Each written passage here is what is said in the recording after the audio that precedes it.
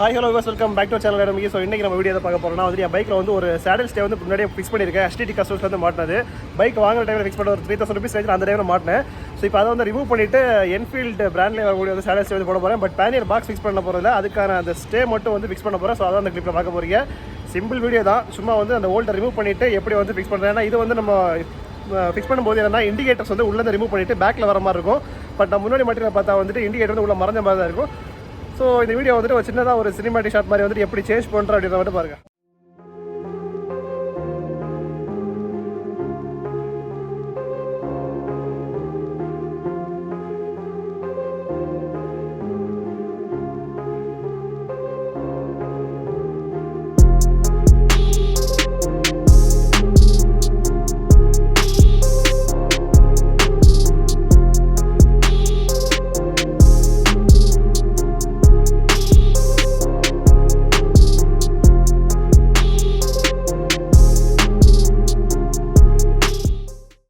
பழைய ஸ்டேட்டஸ் சேக்கு இப்போ இதுக்கு என்ன பெரிய டிஃப்ரெண்ட் பார்த்தீங்கன்னா, சப்போர்ட் வந்து நமக்கு நார்மலாக இருந்து ஒன்றுலேருந்து வர மாதிரி இருக்கும், ஒரே சப்போர்ட்டாக இருக்கும். இது வந்து கம்பெனியில் என்ஃபீல்டில் வரக்கூடிய பார்த்தா 2 சப்போர்ட் இருக்கும். இந்த பக்கம் 1, பாட்டமில் 1, சும்மா ஒரு ஸ்ட்ரென்த்துக்காக அவ்வளோதான். அதே மாதிரி இந்த சைடும் பார்த்தீங்கன்னா 2 சப்போர்ட் இருக்கும். நம்மளது ஓல்டு பார்த்தீங்கன்னா சிங்கிள் சப்போர்ட் தான் வரும். இந்த சைலன்சர் பக்கத்துலேயே மாற்ற மாதிரி இருக்கும்.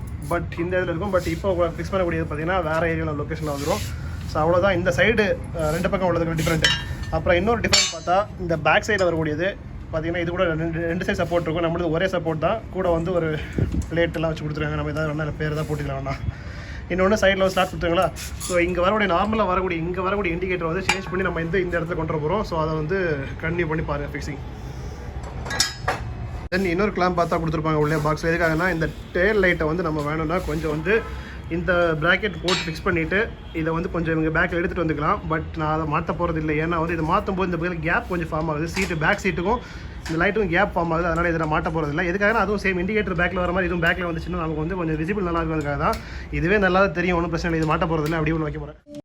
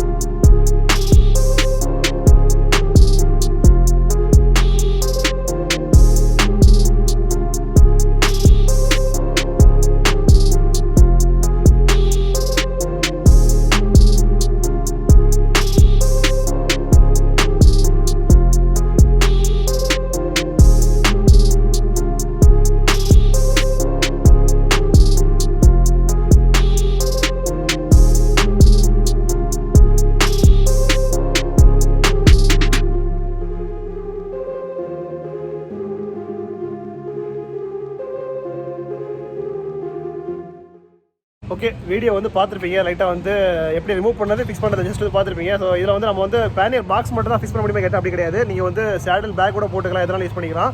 என்ன பெனிஃபிட்னா வந்து நான் ஓல்டு மாட்டேன் சின்ன சேஞ்சுன்னு பார்த்தீங்கன்னா வந்து அந்த லைட்டை வந்து பேக் சைடு அந்த பேக்கில் இருக்கக்கூடிய டேல் லைட்டை கூட வந்து பேக் ரிமூவ் பண்ணி கொஞ்சம் பேக்கில் கொண்டு வந்துக்கலாம். பட் அதை பண்ணவே இல்லை.